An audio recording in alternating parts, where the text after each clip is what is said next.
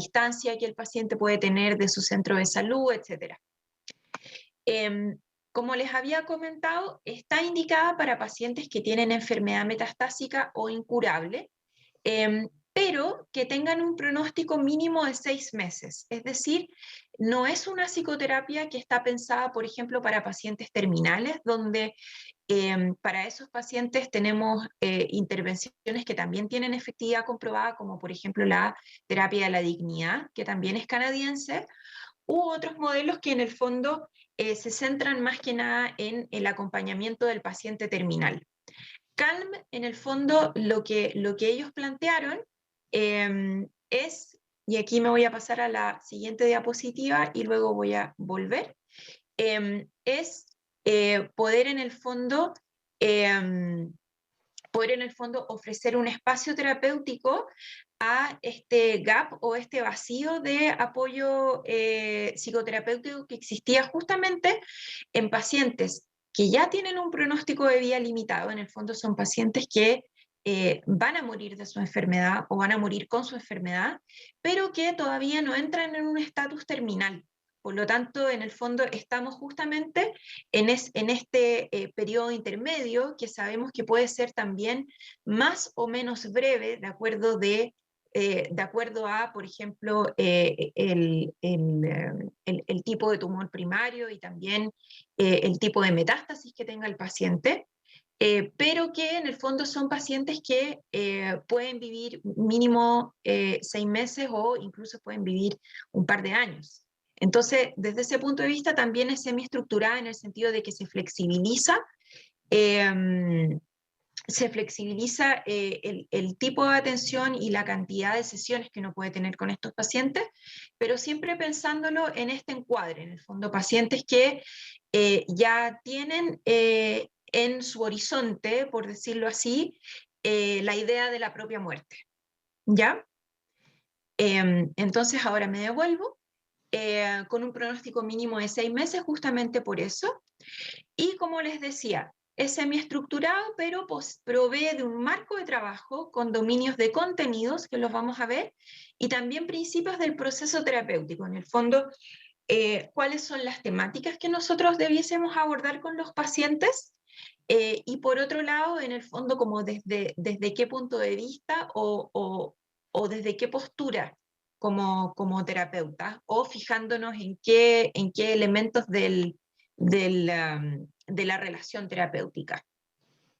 Y por otro lado, y esto es muy importante, CALM en el fondo lo que ofrece es una sistematización que al mismo tiempo puede funcionar como un sistema de entrenamiento y de supervisión de casos para los terapeutas. Y eso es muy importante desde el punto de vista, como hablábamos hace un rato en la primera mesa redonda, que efectivamente el apoyo de los pares y el apoyo de los distintos miembros de los equipos que trabajamos con estos pacientes es fundamental para evitar o mitigar fenómenos como la fatiga por compasión o el burnout u otros fenómenos donde muchas veces se resiente la falta de espacios en el mismo lugar de trabajo para poder conversar acerca de la práctica clínica con los pacientes. Entonces, en ese sentido, CALM, como les contaba, que también se nutre mucho de la tradición psicodinámica o psicoanalítica más contemporánea, también en el fondo contempla esta idea de que uno continuamente debiese estar discutiendo sus casos y también debiese estar discutiendo continuamente qué es lo que a uno le pasa en su trabajo y qué es lo que a uno le pasa con los casos. Entonces, como les contaba, la idea en el fondo es poder llegar a esta población, que es una población que está creciendo cada vez más, porque son pacientes que en general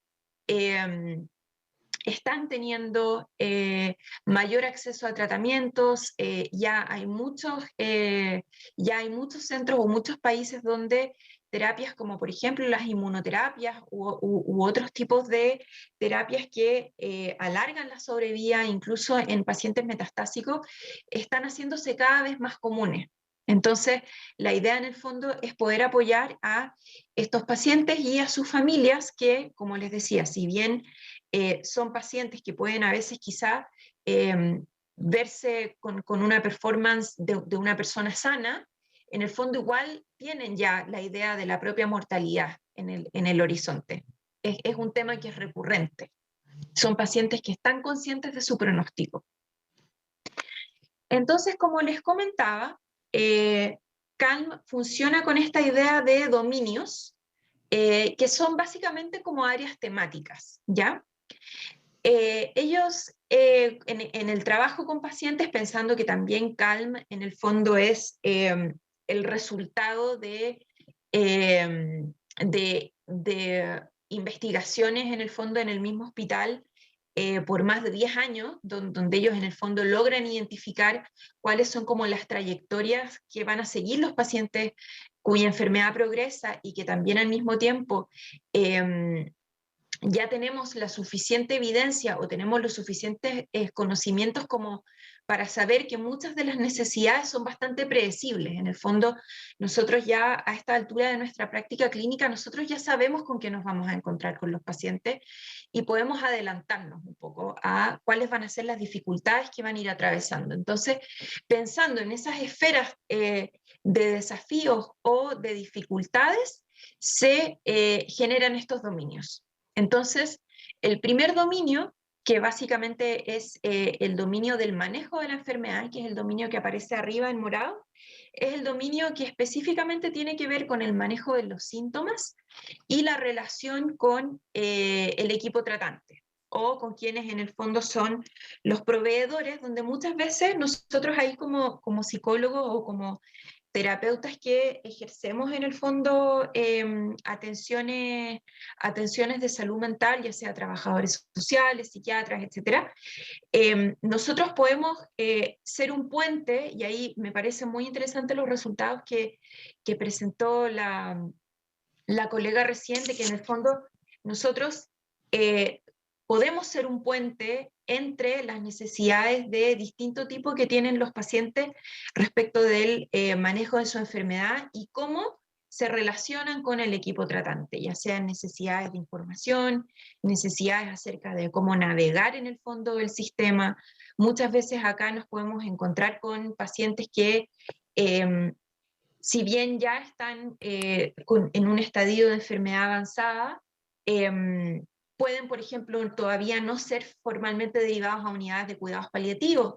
Y muchas veces, o sea, yo creo que todos nos hemos encontrado que muchas veces los pacientes también tienen muchas reticencias de ser derivados a unidades de cuidados paliativos, porque está la idea en el fondo de que hay como un abandono del equipo tratante, de que ya no se puede hacer nada más, de que en el fondo las unidades de cuidados paliativos es donde los pacientes van a morir, etc. Entonces, ahí en el fondo nosotros tenemos un rol muy importante en ayudar a los pacientes a navegar el sistema de salud y los mismos centros de salud, en hacer puente entre los distintos equipos y las distintas unidades, y también a dar sentido a los distintos síntomas que los pacientes van desarrollando.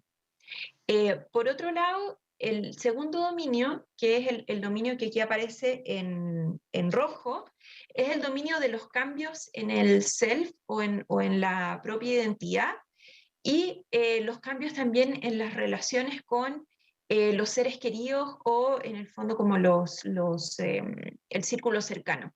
Y aquí es donde entra esta idea de que ojalá por lo menos alguna sesión nosotros también podamos conocer al cuidador o cuidadora y podamos en el fondo ver cómo se comporta también la díada, ¿cierto? En el fondo, muchas veces cuando los pacientes manifiestan dificultades para poder compartir lo que sienten o para poder en el fondo manifestar sus necesidades, muchas veces a la base hay temores de abandono o temores de dependencia de un otro, etcétera.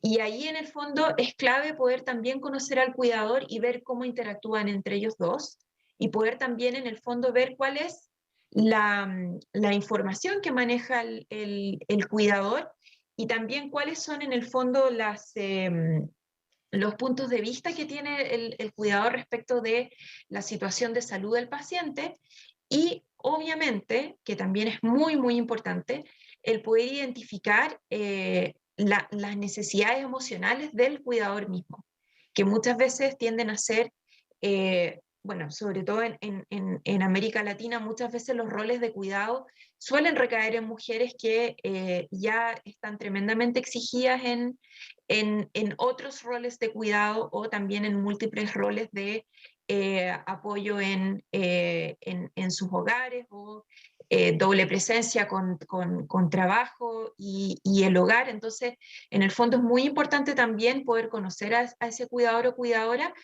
y ver cuáles son sus necesidades emocionales y ver si quizás requiere algún apoyo adicional.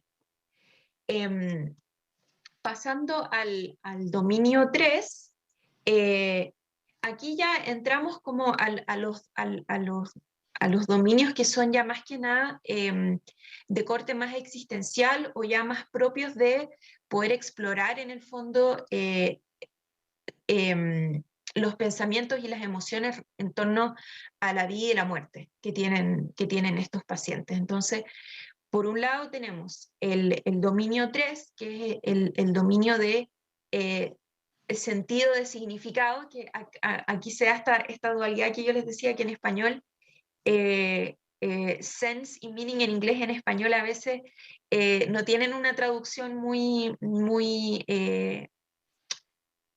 podríamos decir, armónica, pero es la idea en el fondo de cuál es como el sentido que la persona está encontrando en ese momento y el propósito que él o la paciente eh, encuentran en ese momento sobre su vida presente, sobre el vivir con la enfermedad, sobre el estar buscando quizás más tratamientos o decidir no hacerse más tratamientos que en el fondo muchas veces tienen que ver con la idea de la comprensión de la propia enfermedad y la idea también de este horizonte de futuro. ¿Mm? Entonces, ahí también es donde se cruza con el dominio 4, que ya es en el fondo el dominio de la propia muerte, de poder tener un espacio en el centro de salud y en el fondo en el equipo que ejerce los cuidados hacia este paciente para poder hablar abiertamente de la muerte, poder hablar abiertamente de preocupaciones relacionadas al futuro y hacer este balance que es una de las contribuciones teóricas que hace este modelo, el poder en la psicoterapia misma, en el espacio de la psicoterapia y con el apoyo del terapeuta o la terapeuta, el poder en el fondo hacer este balance entre la vida y la muerte en las sesiones mismas, que la verdad es que no es fácil, pero por eso mismo es importante en el fondo el poder contar con estos modelos que en el fondo también nos den la evidencia suficiente para poder decir, mira, es importante que nosotros con los pacientes podamos explorar muchas veces desde la primera sesión qué piensan acerca del futuro o cuáles son sus fantasías respecto del futuro y cuáles son sus temores frente a la muerte o frente al fin de vida, ya que muchas veces existen a veces reticencias desde los mismos equipos de salud o desde, por ejemplo, otras personas cercanas al paciente, de que estos temas le puede hacer mal al paciente el abordarlos. Esta idea de que si es que uno habla abiertamente de la muerte, entonces se pone en jaque la esperanza, o entonces los pacientes en el fondo se pueden deprimir o se pueden angustiar. Y la verdad es que la evidencia que Calm ha logrado construir en estos años de trabajo y investigación con los pacientes es justamente lo contrario. En el fondo, en la medida en que nosotros podemos hablar abiertamente de la muerte, también estamos afirmando la vida y también le estamos dando sentido a la vida.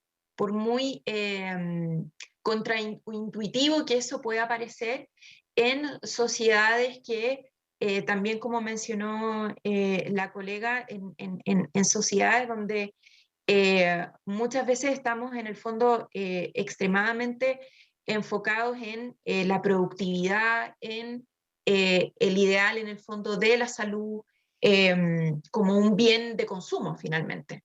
¿Mm? Entonces, esos son los 4 dominios. Es súper importante porque esto es una pregunta que siempre sale. Es súper importante considerar que los 4 dominios, como les dije, son áreas temáticas a explorar con los pacientes, pero no significa que uno tenga que hablar de los 4 dominios en todas las sesiones. O incluso va a haber algunos pacientes con los cuales va a haber algún dominio que va a ser mucho más saliente y otro dominio que en verdad no va a ser, no va a estar quizás dentro de las prioridades de tal o cual paciente. Y entonces, en ese sentido, la idea es poder tener este marco de trabajo como un telón de fondo en el cual nosotros como terapeutas podamos llevar una brújula en la cual sepamos que eh, existen estas áreas temáticas o existen estos contenidos o temas que para los pacientes puede ser importante hablar y importante tratar con el apoyo de un profesional, pero sin imponer el hablar ninguno de estos temas o sin en el fondo imponer que hoy día, que es la sesión 1, vamos a hablar de este dominio, después en la próxima sesión vamos a hablar de este otro dominio, porque la verdad es que también las trayectorias en el tiempo de estos pacientes también son muy dinámicas. Entonces también hay pacientes que pueden ir recibiendo resultados de exámenes en el tiempo, que obviamente van a hacer que ciertos temas se vuelvan más importantes que otros. Entonces, desde ese punto de vista, la idea no es imponer estos temas, sino en el fondo tenerlos como una ayuda para el terapeuta de que estos temas pueden ser importantes. Y hay que estar atentos a cómo el paciente nos va manifestando sus necesidades. En cuanto a los elementos del proceso, el elemento más importante en CALM es la relación terapéutica, es decir, el vínculo entre él o la paciente y él o la terapeuta. Y en este sentido, algunos aspectos que se destacan, que ayudan a este proceso, es, por un lado, esta idea de la autenticidad del terapeuta o, en el fondo, la presencia emocional de que hay una persona en el centro de salud que en el fondo está presente emocionalmente para recibir las necesidades y demandas emocionales de esta persona de una forma que en el fondo está libre de juicios y libre de prejuicios. La idea de la modulación del afecto, en el fondo como ser capaz con los pacientes de ir pudiendo poner en palabras las emociones que muchas veces se pueden volver abrumadoras en contextos de pacientes con enfermedad avanzada, la renegociación del apego seguro o la idea de que en el fondo él o la terapeuta puede ser una figura que promueva la idea de que uno puede confiar en un otro, de que hay un otro que está presente y que si uno lo necesita, esa persona está ahí. Y eso muchas veces también puede ser muy reparatorio cuando uno está trabajando también con el cuidador, en el fondo con el paciente y el cuidador o la cuidadora. La creación conjunta de significado, que eso obviamente tiene que ver en el fondo con, como les decía, con esta idea de ir pudiendo encontrar un sentido al presente a pesar de que en el horizonte esté ya la mortalidad en el fondo como un tema inevitable. Y por último, esta idea de la mentalización y el double awareness o doble conciencia. Esto es bien interesante y aquí hay varios artículos que han sacado sobre el tema de cómo esto se trabaja específicamente en CALM, que la verdad es que, como les decía, esto es por lejos uno como de los grandes aportes teóricos en el fondo del equipo, que tiene que ver en el fondo con esta idea de que la mentalización, que en un principio, en el fondo, la mentalización, cuando se crea este concepto en psicoterapia, se entiende siempre que en general uno está hablando de pacientes que tienen trastorno límite de la personalidad y la idea es que el paciente tiene o no tiene la habilidad de mentalizar. Y acá en Calm, el principio desde el cual se trabaja es que la mentalización en el fondo es algo en lo cual el terapeuta tiene un rol fundamental, porque en el fondo la idea de la mentalización, que es el poder distinguir estados emocionales de hechos objetivos, es algo que en el fondo uno como terapeuta ayuda al paciente a poder en el fondo hacer la distinción entre cómo el paciente se siente o lo que el paciente piensa y lo que está sucediendo desde el punto de vista de la enfermedad misma, por ejemplo. Entonces, es muy útil esta idea de la mentalización o la idea del double awareness, que es esta capacidad de poder sostener la dualidad entre la vida y la muerte, cuando uno, por ejemplo, está hablando de la esperanza, de preguntas o de dilemas de corte más existencial, desde el punto de vista, por ejemplo, de la esperanza o desde el punto de vista de qué tan a largo plazo puedo planificar, por ejemplo. Y ahí a veces vienen cosas muy prácticas, como ¿seré capaz de planificar, por ejemplo, una próxima vacación? ¿Seré capaz de, valdrá la pena quizás planificar este viaje o valdrá la pena, por ejemplo, temas muy prácticos, valdrá la pena, por ejemplo, remodelar mi casa? Si es que en verdad me voy a morir. Y ahí la idea entonces es en el fondo que el terapeuta pueda ir ayudando al o la paciente a poder en el fondo sostener que hay un sentido en el presente, aunque la muerte en el fondo o la idea de la finitud, la sensación de la finitud, sea algo que está presente, pero que no necesariamente implica una sensación de desesperanza o de desmoralización. Entonces, esto aparece en uno de los artículos del equipo cuando ellos hicieron un estudio cualitativo donde ya pacientes que ya habían pasado por la intervención les preguntaron en el fondo cómo se sentían o cuál era un poco la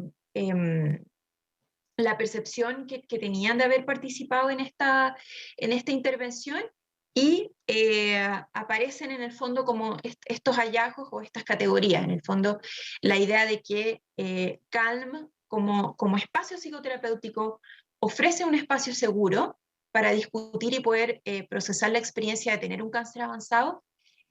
Como les contaba, es un espacio donde está permitido hablar abiertamente de la muerte y de morir, lo cual es un aspecto clave en los cuidados paliativos, pero que muchas veces no se habla lo suficiente, sobre todo en los centros de cáncer y en los servicios de oncología. Asiste y ayuda en el manejo de la enfermedad y la navegación por el sistema de salud, como les comentaba. Ayuda a resolver tensiones interpersonales con los seres queridos, sobre todo en estas sesiones donde uno puede invitar al cuidador o cuidadora. Y es una oportunidad para ser visto como un ser humano integral, que eso en el fondo también es algo que muchas veces los centros de cáncer o los hospitales muchas veces producen esta fragmentación del paciente, ¿cierto? En el fondo esta idea de que el paciente es solo un tumor o de que el paciente es solo una persona enferma. Y la idea en el fondo de la idea de Calm es que en el mismo centro de salud eh, el paciente o la paciente pueda tener un espacio donde pueda ser visto como un ser humano completo o de forma holística. Y por último, facilita la planificación anticipada, en el fondo el poder hablar acerca de cuáles son las preferencias y por lo tanto facilitar el tránsito a la etapa final de vida, ya sea que el paciente en el fondo, dependiendo del contexto, el paciente tenga preferencias específicas de estar en su casa o en aquellos países o lugares que tienen en el fondo como una cultura de hospicios o de hospices, en el fondo que eso también puede ser un tránsito que también se puede hablar, porque también hay a veces muchos mitos respecto de qué son los hospices o respecto de qué significa morir en la casa. Y eso también es muy importante que nosotros podamos ofrecer un espacio para hablar eso antes de que sea demasiado tarde, en el fondo, antes de que el paciente ya esté muy enfermo. Y por último, como les comentaba, esto no aparece en el trabajo, esto lo pongo yo, que es ofrecer un espacio profesional de formación de abordaje sistemático y de supervisión de casos. La evidencia de CALM, a esta fecha ya hay harta literatura sobre el tema, y sin duda el artículo más importante, que es el artículo en el fondo que muestra la efectividad a través del ensayo clínico randomizado con más de 300 pacientes, es el que se publica el 2018 en el Journal of Clinical Oncology, que como sabemos es es uno de los journals más importantes en el campo, y que también habla un poco de cómo también la psicooncología se puede ir abriendo espacios en aquellos dominios que han sido exclusivamente médicos o que han priorizado el abordaje el abordaje médico de la enfermedad, también poniendo en el fondo como este tipo de contenido con un nivel muy alto de evidencia, en el fondo con un rigor científico muy alto, en el fondo utilizando herramientas validadas, utilizando muestras grandes, utilizando elementos como la randomización, que en el fondo a estas alturas ya es como un elemento podríamos decir, desde el cual nosotros debiésemos empezar a construir evidencia, pero que sin embargo es tremendamente difícil porque como conversábamos también en la mesa redonda del inicio, se necesita tiempo, se necesitan recursos, se necesita capacitación, se necesita en el fondo el apoyo de gente que en el fondo nos pueda ayudar a coordinar, a gestionar este tipo de proyectos, que son proyectos también muy largos, o sea, un proyecto que eh, realiza una intervención psicoterapéutica a más de 300 pacientes para poder mostrar un efecto clínicamente significativo y estadísticamente significativo, se necesita una muestra muy grande. Y en ese sentido, este estudio logra marcar en el fondo logra marcar perdón, esa es mi gatita que maulla, logra marcar en el fondo como un antes y un después en lo que significa el poder hacer ciencia de muy alto nivel con pacientes en estado avanzado desde la psicooncología. CALM se ha exportado, por decirlo así, a varios otros contextos o a varios otros países, y esto tiene que ver más que nada con cómo se han ido construyendo las redes con colegas de distintos países. Ahí nosotros, obviamente, como comentaban también las colegas, que yo estoy súper de acuerdo, a los latinoamericanos muchas veces nos cuesta llegar a estos espacios en los que se construyen redes, sobre todo hay un tema de barrera del idioma, hay un tema de barrera de poder en el fondo llegar a estos congresos que muchas veces son muy caros, o el poder ir a las ciudades donde se hacen es muy caro, o tenemos trabajos en el fondo con muestras muy pequeñitas para mostrar, etc.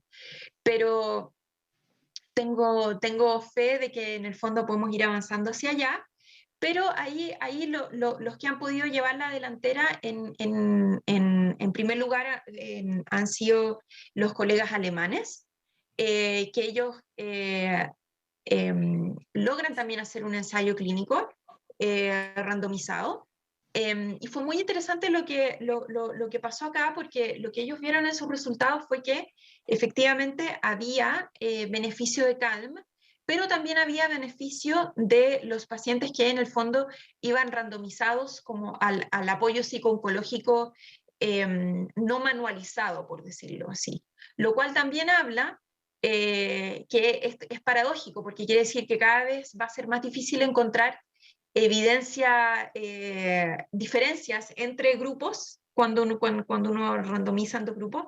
Va a ser cada vez más difícil encontrar diferencias, porque también a medida que los principios de CALM se van transformando en un estándar de cuidado, también cada vez cuesta más hacer la diferencia entre qué es CALM y qué no es CALM. Entonces el resultado de ellos es muy interesante en ese sentido. El equipo italiano también están en el fondo ya realizando un pilotaje.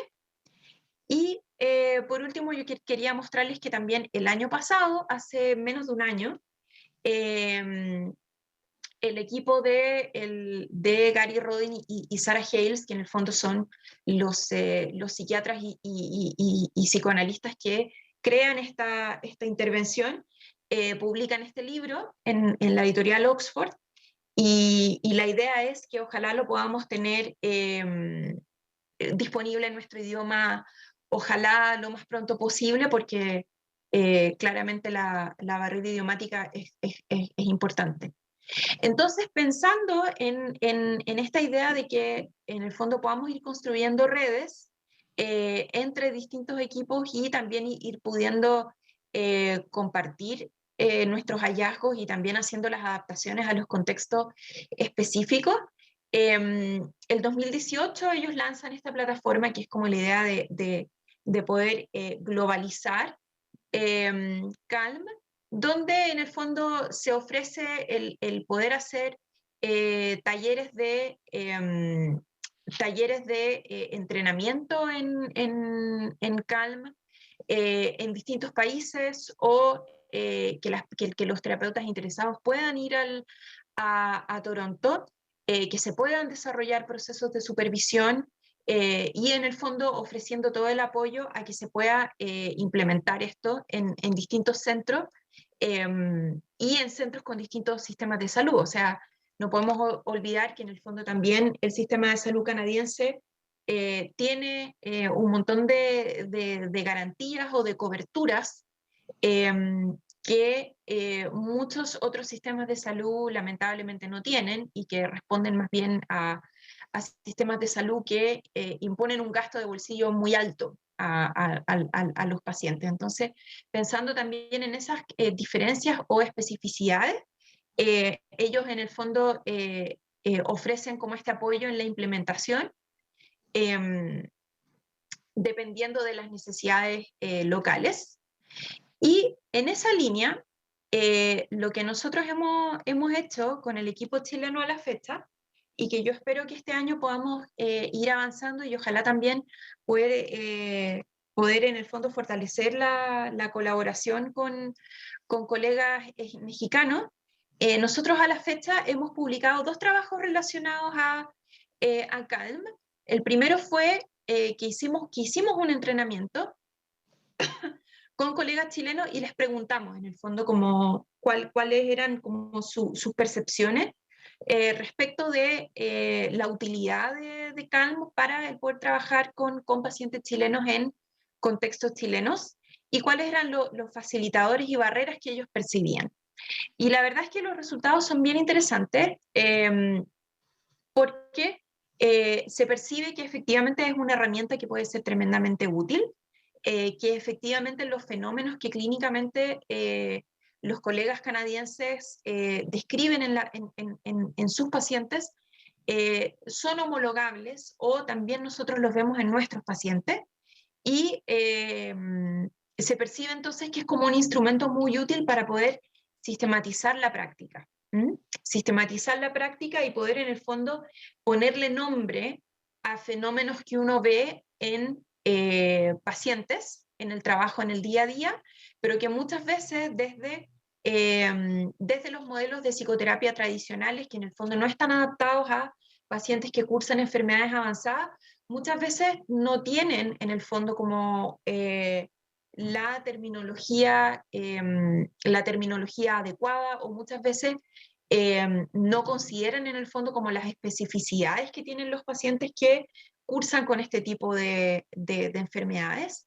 Y dentro de las barreras, que es muy interesante ahí también lo que manifiestan los colegas, está obviamente el tema idiomático, la carga asistencial, que claramente es una barrera para poder implementar o investigar, cuando uno tiene en el fondo muchas listas de espera de pacientes, o no tiene tiempo protegido para investigar, la verdad es que es prácticamente imposible. Y también, que es un elemento muy interesante y que yo los invito a leer el artículo, que lo publicamos en eCáncer porque eCáncer permite en el fondo publicar en español y en inglés. Si es que ustedes van al artículo, hay una versión en español. Entonces ahí también nosotros también tratamos de hacer nuestro aporte para eliminar la barrera idiomática, pero ellos también nos mencionan que una de las grandes barreras puede ser como la cultura institucional o la cultura organizacional de los distintos centros. En el fondo, la resistencia al cambio o la idea de que uno quiere en el fondo como implementar algo nuevo, y eso muchas veces puede chocar con cómo se ha trabajado hasta la fecha con este tipo de pacientes. Entonces eso también es muy interesante pensando en la implementación a largo plazo y no solamente como pilotar una intervención desde el punto de vista de la investigación.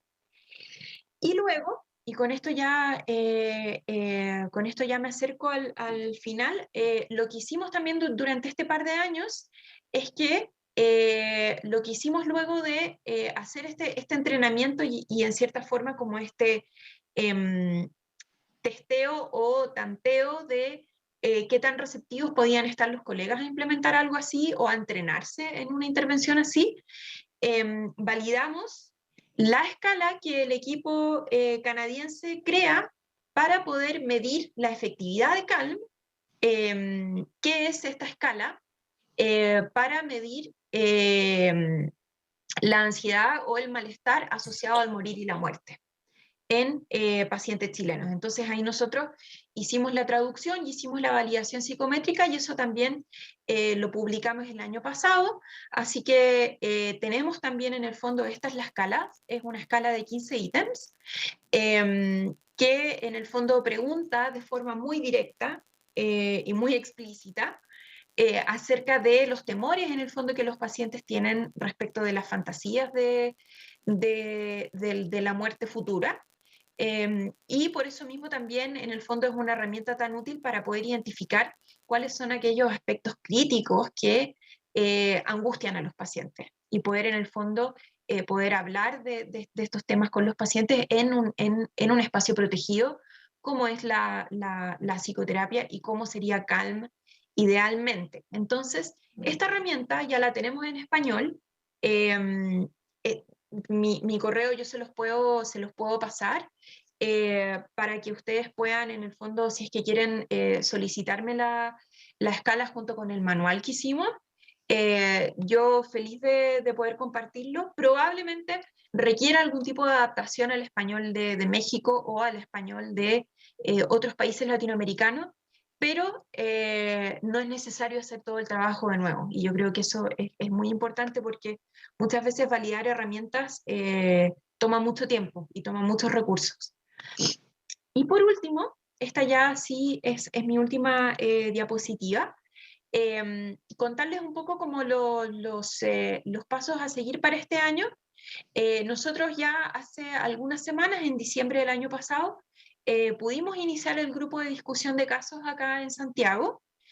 Y coincidió con que el mes pasado también, por fin, ya que se tuvo que posponer por la pandemia, así que finalmente se tuvo que hacer de forma virtual, se pudo hacer el workshop introductorio de Calm o el taller de entrenamiento introductorio para colegas mexicanos,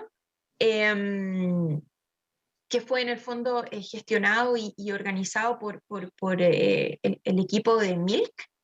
Y la idea en el fondo es poder, ojalá, este primer semestre o en el transcurso de este año, ver la posibilidad de coordinar un taller avanzado donde podamos también, ojalá, estar presentes tanto colegas mexicanos como chilenos, aprovechando en el fondo que si se hace también de forma remota, también eliminamos la barrera de el poder, en el fondo, el tener que ir a otro país, básicamente, a entrenarse, ver la posibilidad de traducir y validar otro instrumento que podría ser el de calidad de vida en pacientes con cáncer avanzado, que también en el fondo es uno de los instrumentos que se utiliza en Calm para poder medir los cambios en el tiempo.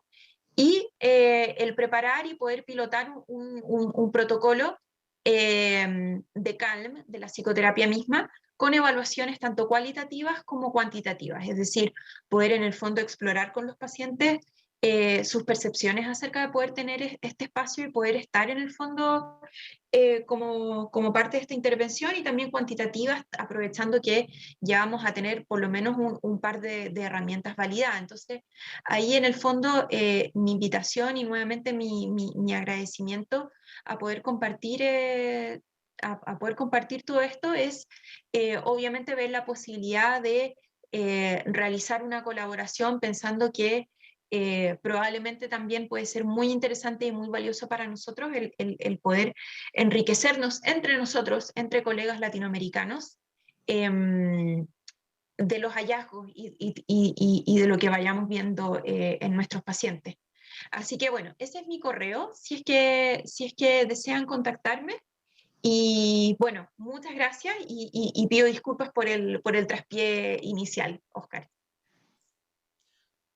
Muchísimas gracias, Loreto, una presentación sumamente interesante. Por cuestiones de tiempo vamos a pasar a dos comentarios. Hay un comentario respecto a si la terapia CAM está fundamentada principalmente en principios de logoterapia y análisis existencial, por ejemplo, de los de Víctor Frank. ¿Es así? ¿Esos serían como algunos de sus fundamentos, Loreto? Sí, lo toman. Toman efectivamente elementos de psicoterapia existencial, y efectivamente autores como Yalom y Frankl son parte en el fondo, de los antecedentes teóricos que alimentan el pensamiento acerca de dilemas existenciales en el ser humano, en el fondo, y luego eso se lleva a la práctica en cómo esto se da en la psiconcología. Perfecto. Y otro comentario, y por supuesto, felicitaciones sobre la presentación, que fue muy interesante. ¿Qué ventajas y desventajas presenta CAM contra otros tipos de psicoterapia en pacientes con cáncer avanzado? Por ejemplo, la terapia centrada en el sentido, la terapia centrada en el estrés, la logoterapia, entre otras, que de igual manera han mostrado algunos efectos benéficos. De cáncer. Mira, agradezco la pregunta. Yo la verdad no soy especialista en tantas intervenciones, por lo tanto no podría en el fondo decir que es mejor que muchas otras intervenciones, pero sí yo creo que ofrece ventajas desde el punto de vista de que es una psicoterapia individual. Por lo tanto, en el fondo el formato es mucho más flexible, más que, por ejemplo, la terapia centrada en el significado, que en general se ha trabajado más como en dispositivos grupales. Y muchas veces en pacientes con enfermedad avanzada es muy difícil lograr la adherencia en dispositivos grupales. Entonces, desde ese punto de vista, los mismos autores siempre destacan que cuando ellos trataron de hacer intervenciones grupales con pacientes con cáncer avanzado, la adherencia era muy baja, y esa fue una de las razones por las cuales ellos decían que probablemente una intervención para este tipo de pacientes debiese ser individual. Entonces, yo te diría que esa es una de las ventajas. Otra de las ventajas es esta idea de que en el fondo es semiestructurada, en el fondo te da la flexibilidad a ti como terapeuta para poder incorporar ciertos aspectos y sentir, y en el fondo sentirte seguro como terapeuta de poder hacer a veces preguntas que pueden ser muy difíciles desde un marco teórico y desde una intervención que en el fondo tiene la evidencia de que efectivamente es terapéutica. Y eso también es muy importante, y de hecho agradezco mucho la pregunta, porque ese también fue uno de los hallazgos que salió cuando nosotros hicimos el estudio eh, con los colegas, y era en el fondo que el hecho de que hubiera evidencia publicada de que trabajar con estos pacientes y el hablar de estos temas con estos pacientes en los mismos centros de salud, el hecho de que hubiera, por ejemplo, un artículo en una revista muy prestigiosa, ya les daba en el fondo el apoyo institucional para poder decir, mira, ¿sabes qué? Yo necesito recursos para poder hacer esto con los pacientes. Yo necesito que tú me des, por ejemplo, espacio físico para poder trabajar con estos pacientes, o espacio para poder hacer seguimiento con estos pacientes, porque en el fondo esto es esto, como decimos en Chile coloquialmente, esto la lleva, en el fondo, esto es el futuro y hacia eso debiésemos apuntar. Entonces yo creo que también desde ese punto de vista nos aporta la ventaja a nosotros como terapeutas o como profesionales en ámbitos de oncología para poder situarnos y empoderarnos más en nuestro rol de, en el fondo, dar servicios de salud mental a los pacientes. Perfecto, muchísimas gracias, Loreto. Hay otros comentarios, por supuesto, por cuestiones de tiempo. Evidentemente, sugiero que le escriban directamente a Loreto. Hay muchas felicitaciones, en particular se me hizo una presentación sumamente interesante. Muchas gracias, Loreto. Me Muchas gustaría gracias que a ti, Oscar. Un quieras dar abrazo a un todos. mensaje breve sobre el final de tu presentación a las personas que nos acompañen, por favor. Bueno, invitarlos sí o sí a que me escriban. La verdad es que cuando uno hace investigación, y yo creo que tú, Oscar, estarás de acuerdo, para uno como investigador siempre la mayor satisfacción es poder compartir el trabajo que uno hace. Y la verdad es que si uno hace el esfuerzo y también utiliza el tiempo y la energía de los pacientes, y después finalmente eso no se logra difundir, para uno también es muy frustrante. Así que Así que la verdad es que yo feliz de tener este espacio. Ojalá me escriban y ojalá podamos hacer colaboraciones a futuro. Así que muy, muy motivada también de partir este 2022 en esta jornada. Perfecto, muchísimas gracias, Loreto, por tu tiempo. Gracias. Seguramente no va a ser la única ocasión que te solicitemos que nos apoyes en ese tipo de actividades. Muchísimas gracias. Muy bien, vamos a continuar con nuestra última conferencia del programa de la reunión anual médica. Para mí es un gusto presentar a continuación a la maestra Mónica Ramírez Orozco.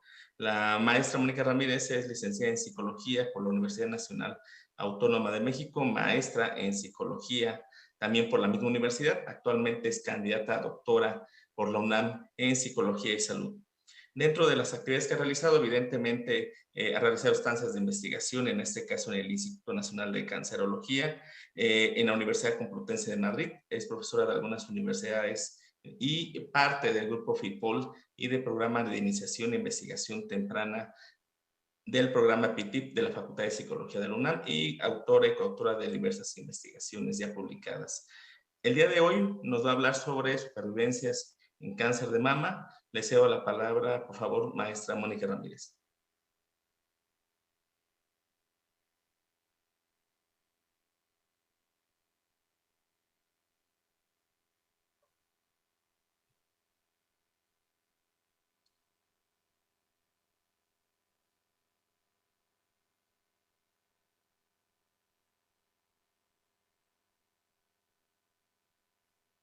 Ok, dame un segundo.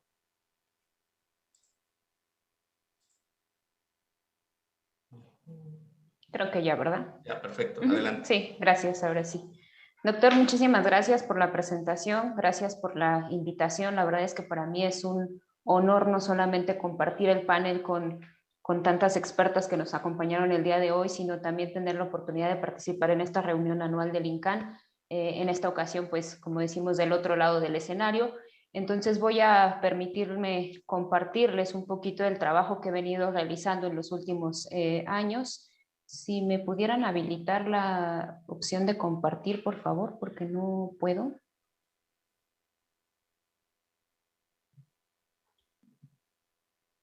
Listo. Muchas gracias. Pues como bien comentaba el doctor Oscar, el día de hoy les voy a platicar un poquito más acerca de la supervivencia cáncer de mama específicamente. Si me pudieran confirmar si ven mi presentación. Sí, sí la vemos. Ok, gracias. Ok, listo, ahí está mejor. Y bueno, vamos a abordar diferentes aspectos. Creo que esta práctica complementa mucho lo de lo que se ha revisado a lo largo del seminario del día de hoy. Y también se ha visto enriquecida, ustedes lo van a ver ahorita a lo largo de algunos puntos que vamos a ir abordando, acerca de todo lo que ya nos platicaron los ponentes anteriores. Vamos a ir de la mano, decían algunos de los ponentes, de esta trayectoria de la enfermedad, de este continuo, y llegamos finalmente a la parte de la supervivencia, que es justamente lo que buscamos desde los enfoques médicos, desde los enfoques psicológicos, una sana supervivencia, y tenemos mucho que hacer en este ámbito. ¿Qué sabemos hoy en día en el ámbito de la supervivencia? No voy a adentrarme mucho en la parte epidemiológica, ya han mencionado bastante acerca de la incidencia, prevalencia de esta enfermedad particular de cáncer de mama. Solo quiero que noten que desafortunadamente sigue siendo el cáncer de mama el primer tipo de cáncer diagnosticado no solo en nuestro país, sino prácticamente a nivel mundial. Afortunadamente el escenario es distinto cuando hablamos de mortalidad. Ya la doctora Adriana hablaba un poquito precisamente de las cifras que tenemos como tal en México. Vean en este mapa como prácticamente todo el primer causa de cáncer es precisamente cáncer de mama. Sin embargo, cuando hablamos de mortalidad, el escenario, como les decía yo, cambia. Tenemos hoy más opciones de tratamiento, afortunadamente mayores opciones de detección temprana, lo cual nos permite que los índices de mortalidad se hayan venido reduciendo a lo largo de las últimas décadas. Aquí, por ejemplo, esta es una gráfica del panorama de Estados Unidos y nos damos cuenta cómo la tendencia de la mortalidad ha ido disminuyendo en los últimos años, si bien no es todavía tan drástica la caída como quisiéramos observarlo en una gráfica, sí se nota una disminución importante en los índices de mortalidad. Esto se traduce básicamente en una tasa de supervivencia del 90.3%, lo cual no es para menos, es bastante satisfactorio escuchar una cifra de esa naturaleza, y lo podemos ver reflejado en casi 48 millones, un poquito más de 48 millones de supervivientes alrededor del mundo.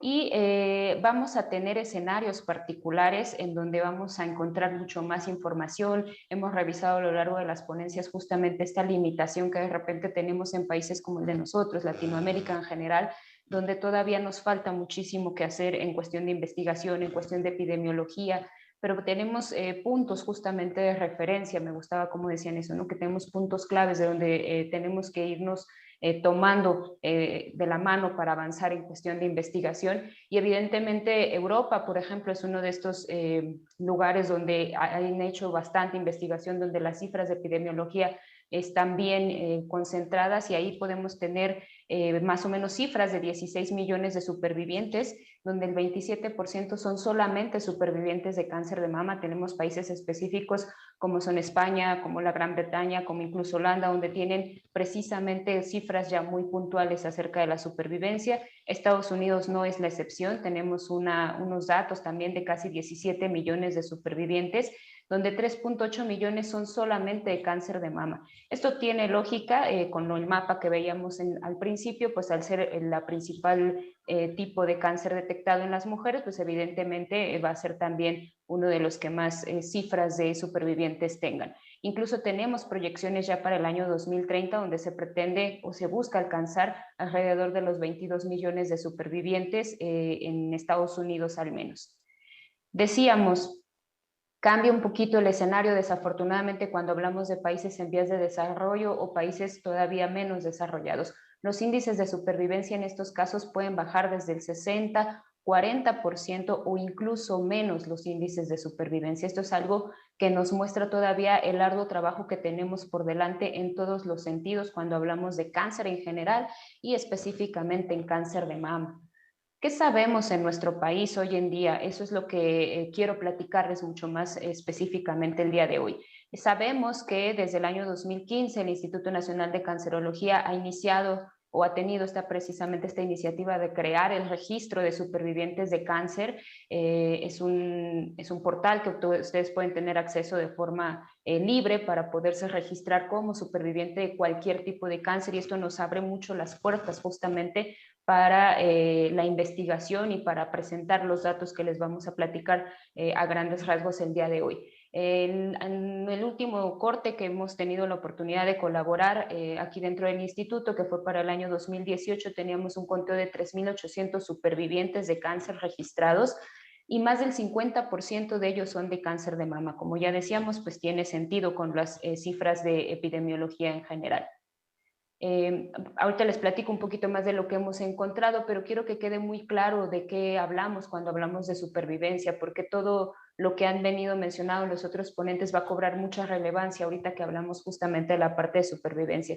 Debemos de entender que comúnmente lo llamamos como esta fase de reingreso, y es complicada para las pacientes porque se van a enfrentar a nuevos retos y a nuevas complicaciones, no solo desde el ámbito físico, sino evidentemente también desde la parte psicológica y psicosocial.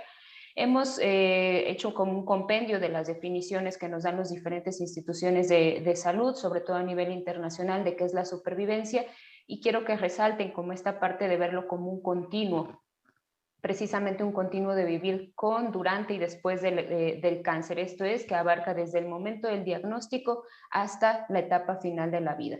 Pero por eso mismo va a conllevar problemas físicos, psicosociales, incluso económicos que conlleva justamente la enfermedad. Va a incluir asuntos relacionados con el acceso a la asistencia médica o a los servicios de salud, que ya también se ha mencionado, el poder dar continuidad a sus tratamientos, esta fase de seguimiento, la atención de los efectos secundarios de los tratamientos, poder detectar segundos cánceres o algún tipo de recurrencia a tiempo, y evidentemente la parte de la calidad de vida, que va a ser lo que englobe prácticamente todo. Pero también me gusta que el Instituto Nacional del Cáncer de Estados Unidos nos agrega la parte de la definición a los familiares, a los amigos, a los cuidadores primarios también de los pacientes. No se nos debe de olvidar esta parte importante del tratamiento del paciente con cáncer, también son parte de esta supervivencia. Entonces, cuando hablamos de trabajar por una sana supervivencia, vamos a tener que abarcar cada una de estas áreas que acabamos de mencionar. Vamos a tener tres divisiones importantes cuando hablamos de supervivencia. Vamos a tener una fase que se denomina como una supervivencia aguda, que es básicamente cuando estamos hablando al principio del diagnóstico. Aquí está muy comprometido todos los esfuerzos terapéuticos que hace el equipo, particularmente aquí médico, para tratar la enfermedad. Pero desde nuestro ámbito, ¿qué vamos a poder encontrar? Vamos a ver principalmente afectaciones relacionadas con la ansiedad, con el miedo precisamente a enfrentarse a esos tratamientos, afectaciones iniciales que va dejando los tratamientos, por eso se llama aguda.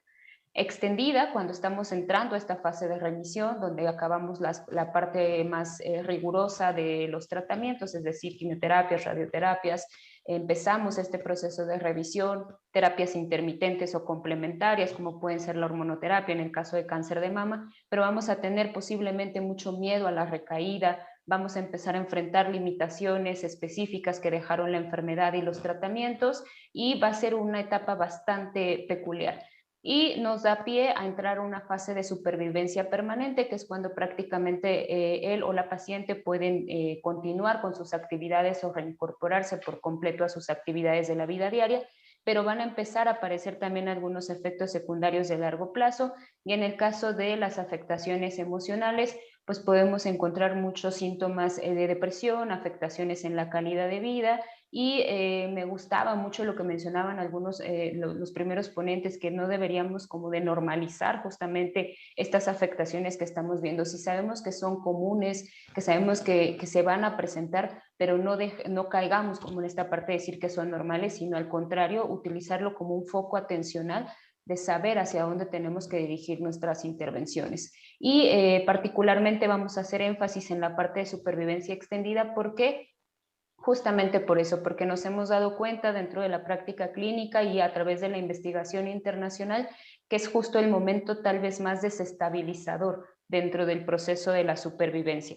Previamente ha habido un proceso de adaptación a los tratamientos, los pacientes aprenden de alguna manera, por así decirlo, a vivir con esta situación, pero cuando llega la parte de la supervivencia viene un desajuste por completo otra vez en su estilo de vida, lo cual puede repercutir gravemente a nivel emocional y evidentemente social también.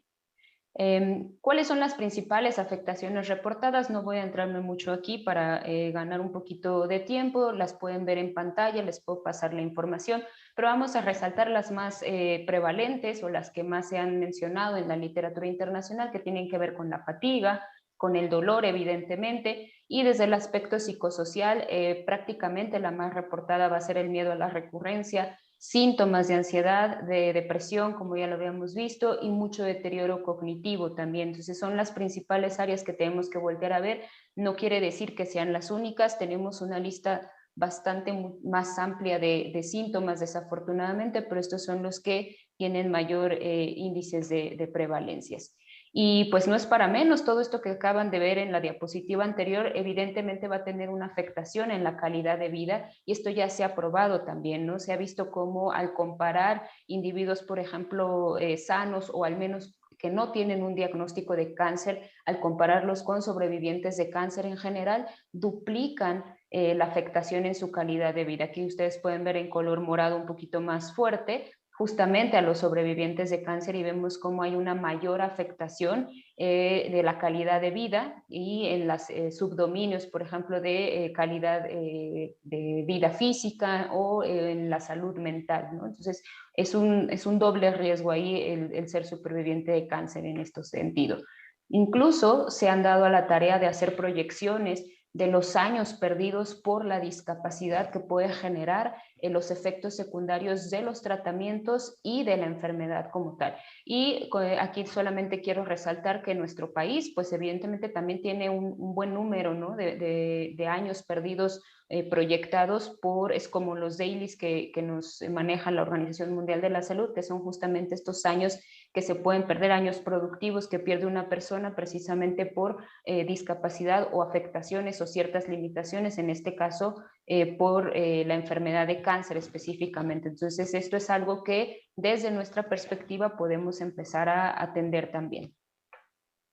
¿Qué sabemos ahora sí específicamente en cuestión de los supervivientes de cáncer en México? Hablábamos hace rato que tenemos abierto un registro de supervivientes, afortunadamente, en nuestro país, y en colaboración con algunas autoridades de aquí del instituto, hemos encontrado algunos datos importantes que queremos presentarles el día de hoy.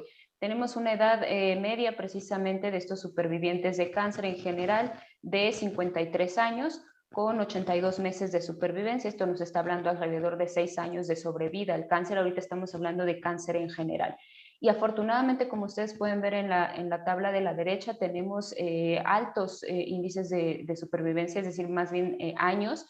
Tenemos un buen número de pacientes, o en este caso de supervivientes, con más de 5 años de sobrevida, que es justamente el objetivo principal desde el enfoque médico, llegar a los 5 años de sobrevida. Ya lo habíamos mencionado, casi el 60% de supervivientes están dentro del diagnóstico de cáncer de mama, precisamente porque también es uno de los tipos de cáncer con mayor incidencia y prevalencia, seguido de cáncer cervicouterino, linfoma, y aquí les presentamos solamente aquellos que tuvieron más una N mayor a 100, pero tenemos básicamente de todos los tipos de cáncer.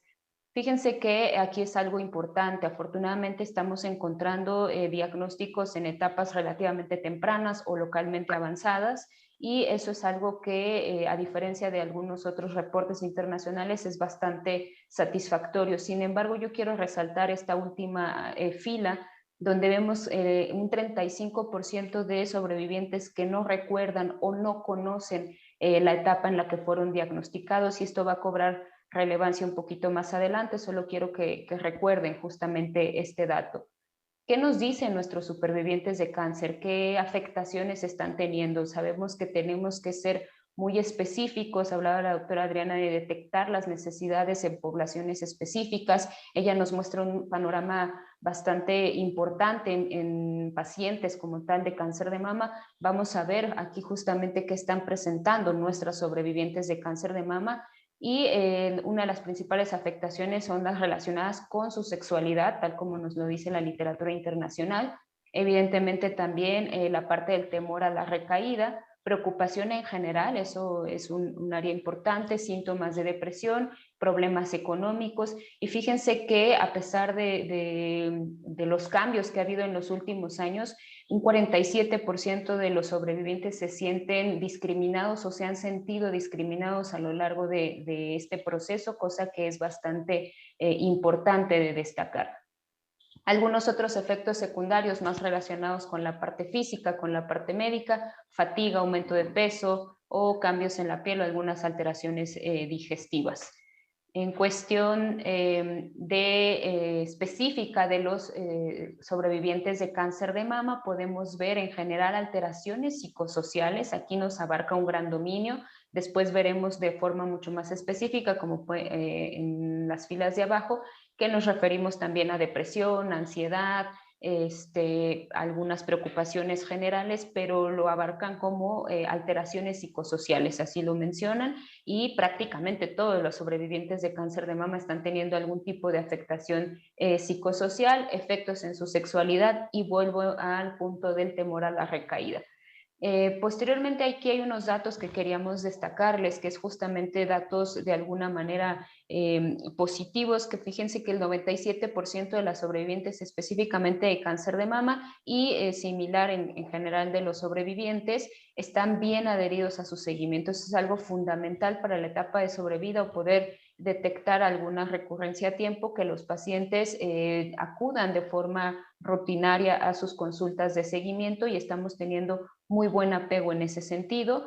El 52% menciona tener una actividad física de forma rutinaria, tener su peso bajo control. Sin embargo, todavía hay hábitos que tenemos que trabajar para poder mejorar, como la ingesta de alcohol o de tabaco, que sabemos que son factores de riesgo para desarrollar algún tipo de cáncer. Entonces, en eso podemos trabajar.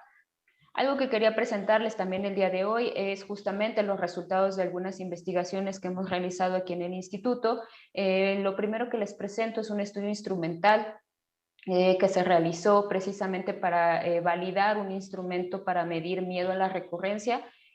No es para menos, ya vimos las altas índices de prevalencia de este síntoma, entonces nos dimos a la tarea de poder primero que nada validar un instrumento que nos permitiera medir, como ya lo hemos revisado a lo largo del día de hoy. Desafortunadamente en México y en Latinoamérica tenemos poco material para trabajar justamente en alguna identificación de necesidades o de algunos síntomas en particular, como es el miedo a la recaída. Y entonces en este caso participaron 200 supervivientes específicamente de cáncer de mama, y resalto algunos datos. Afortunadamente volvemos a tener etapas tempranas de diagnóstico, casi la mitad de las pacientes en etapa temprana de diagnóstico. Sin embargo, aquí la forma de tratamiento que sabemos que es importante porque va a impactar de alguna manera emocionalmente y físicamente a las pacientes. Vemos que prácticamente la mitad de las pacientes han sido tratadas con cirugías radicales, en este caso mastectomía o mastectomía radical, y el tratamiento al que han sido sometidos principalmente es más de un tratamiento. Coincide un poquito con lo que la doctora Adriana nos platicaba en las pacientes de otras instituciones de salud, y eso sabemos que va a repercutir de forma importante en la salud emocional de las pacientes. Este dato nos parece bastante importante también. Un 24% ha tenido la oportunidad de someterse a una cirugía de reconstrucción, lo cual también va a impactar de forma, en este caso, positiva hacia la parte de la sexualidad, de la imagen corporal, de la autoestima. Incluso está muy relacionado con los síntomas de ansiedad que pueda presentar una paciente o una sobreviviente. Tenemos un buen número de pacientes con estudio genético, y las principales mutaciones que se han reportado en este caso son las alteraciones en BRCA1 y BRCA2, como también lo plantea la literatura internacional. Nos dimos a la tarea para esta validación, evidentemente, de medir el miedo a la recurrencia a través del instrumento de la escala de preocupaciones acerca de la recurrencia del cáncer, la cual obtuvo un índice de confiabilidad bastante adecuado de 0.94, y medimos la sintomatología de ansiedad y depresión a través de la escala de ansiedad hospitalaria, la HATS, que también le realizamos la adaptación específica para supervivientes de cáncer de mama. Y quiero que pongan mucha atención en estos datos porque van a ser contrastados también con una segunda muestra que les presento ahorita más adelante. En esta primera muestra nosotros estábamos observando que prácticamente no estaban teniendo síntomas de ansiedad, lo cual es positivo. Muy poquitas también con síntomas de depresión. En el caso del miedo a la recurrencia también podemos observar porcentajes bajos. Básicamente la mitad de las pacientes estaban sin síntomas de miedo a la recaída o con una preocupación muy leve. en comparación con lo que vamos a ver más adelante. Y las principales preocupaciones que ellas reportaban, que se relacionaban con este miedo a la recaída, eran preocupaciones acerca de perder la funcionalidad debido a una recurrencia del cáncer o de volver a enfrentar los tratamientos, y preocupaciones acerca de la muerte, es decir, que una recaída de la enfermedad o un segundo diagnóstico les pudiera en este caso ocasionar la muerte. Esas eran las principales preocupaciones reportadas por este grupo de supervivientes. Posteriormente hicimos un segundo estudio, en este caso fue un estudio transversal, correlacional, con una muestra diferente. Coincidentemente también son otra vez 200 participantes. Hace rato mencionaba la colega, pues justamente que a veces nos enfrentamos a esta limitación de tener muestras pequeñas. Nos hubiera encantado tener una muestra mucho más grande, y ese es el objetivo también de continuar con la investigación, pero nos dice bastante esta información con esta muestra de 200 pacientes, o bueno, en este caso supervivientes. La media de edad no cambia mucho, 52 años, una media de 80 meses de supervivencia. Estamos hablando también más o menos de 6 años de sobrevida. Pero fíjense que aquí empiezan a cambiar algunas cosas. El 50% de las supervivientes en este caso nos reportan que no tienen pareja. Y eso es una afectación que se ha documentado a lo largo de los años. La pérdida de la pareja o la separación de la misma debido precisamente a haber enfrentado la enfermedad, y esto particularmente sucede en mujeres, en pacientes con cáncer de mama o en algunos cánceres ginecológicos. Es muy frecuente, desafortunadamente, que encontremos este dato. A comparación de lo que hemos leído o incluso han presentado a lo largo de la tarde del día de hoy, esta muestra tiene un alto nivel de escolaridad. Básicamente la mitad está por arriba del nivel de escolaridad promedio de nuestro país, lo cual es bueno, pero también nos hace pensar en algunos sesgos debido a cómo se fue recolectando la información también. Como es de esperarse en nuestro país, un gran porcentaje con un practicante de la religión católica, con etapas tempranas. Afortunadamente ese dato sí vuelve a coincidir, 61% detectada en etapa temprana de la enfermedad, con principalmente cirugía de mastectomía, ya sea de un solo lado o bilateral, lo cual sabemos, ya lo mencionamos, va a tener un impacto específico a nivel emocional, a nivel psicológico, y tratadas generalmente con más de un tipo de tratamiento, ya sea neoadyuvante o adyuvante, pero con más de un tratamiento. ¿Qué encontramos entonces? Aquí es donde quiero que noten, les puse en negritas justamente los altos índices de sintomatología, en este caso de ansiedad, de depresión y de miedo a la recurrencia. Prácticamente todos los síntomas aquí fueron potencializados. Estamos observando niveles moderados a graves de síntomas de ansiedad y de depresión. Estamos observando también preocupaciones moderadas, incluso extremas, de miedo a la recaída, y las principales preocupaciones, eso sí coincide en cuanto a preocupaciones relacionadas con la muerte o en la afectación en su funcionalidad o incluso con el autoconcepto, pero sí nos llama bastante la atención que aquí los índices se dispararon.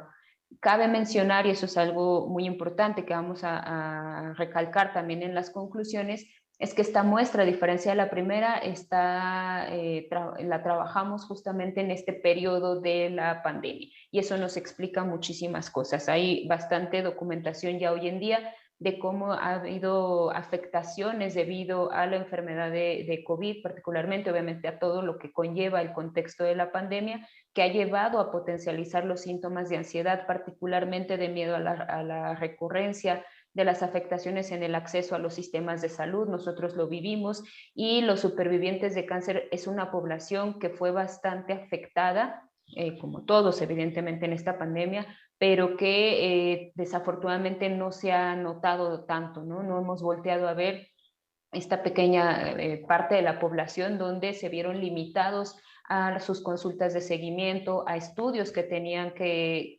realizarse para su seguimiento también, y eso evidentemente pudo haber hecho que el miedo a la recaída aumentara de forma significativa, al igual que los síntomas de ansiedad y depresión, también por todo el contexto que conllevó los aislamientos, por ejemplo, para tratar de aminorar los contagios, ¿no? Sin embargo, podemos observar que a comparación de otras poblaciones o a comparación de lo que ha reportado la literatura internacional, en los supervivientes de cáncer de mama de México, al menos en esta muestra, tenemos niveles leves o prácticamente nulos de fatiga, es decir, están sobrellevando aparentemente bien esta afectación. Su calidad de vida no parece verse afectada, tenemos puntajes elevados de calidad de vida total, y en cada uno de los subdominios que evalúa los instrumentos de calidad de vida, vemos puntajes elevados. Entonces eso nos habla de que no hay una afectación aparentemente tan grave o tan directa en la calidad de vida, a pesar de los elevados síntomas de ansiedad, depresión y de miedo a la recaída de esta población. Otros puntos que nos comparten estas supervivientes, nos dimos la oportunidad también de indagar en otras afectaciones, y podemos ver algo que también pudiéramos haber esperado, que es una afectación económica debido al cáncer. Y desafortunadamente esto parece ser estable a lo largo del tiempo, es decir, ustedes pueden ver ahí en el primer rubro una afectación económica previa debido al cáncer, es decir, cuando estaban enfrentando la enfermedad, tuvieron problemas económicos. Desafortunadamente se mantienen en el momento de haber hecho el estudio, donde ya eran sobrevivientes de cáncer, continuaban con estas afectaciones económicas. Un 60% sí ha tenido dificultad para reincorporarse a sus actividades cotidianas, y ahí implica sus actividades diarias, en el hogar, en el trabajo y a nivel social. Y aquí algo que resalta mucho también y que va a tener mucho sentido seguramente con los síntomas de depresión y de ansiedad que acabamos de revisar, se les preguntaba si tenían planes a futuro. Y resalto un 18%, probablemente no es un número tan grande, pero es un número bastante considerable que tenemos que observar, que nos refiere no tener planes a futuros. Y esto implica todo lo que tiene que ver en cómo reincorporarse a la vida después del cáncer. Esto es algo que tenemos que trabajar de forma precisa en todos los sobrevivientes de cáncer, para evitar precisamente que pueda llegar a suceder algo como esto, en el que no puedan proyectar un futuro ahora como sobrevivientes de cáncer. Algo que se observó también es cómo, o más bien nos dimos a la tarea de analizar un poquito a través de los años de supervivencia los síntomas que ya mencionábamos hace rato que hemos evaluado, y coincido completamente con lo que mencionaba la doctora Adriana. Necesitamos estudios longitudinales, obviamente eso es algo que nos va a ayudar muchísimo a proyectar realmente cómo se está moviendo, cuáles son las trayectorias de cada uno de estos síntomas. Nosotros lo hicimos comparativamente por tiempo de supervivencia, pero aquí está un área de oportunidad justamente para hacer estudios longitudinales y ver realmente cómo se comportan estos síntomas.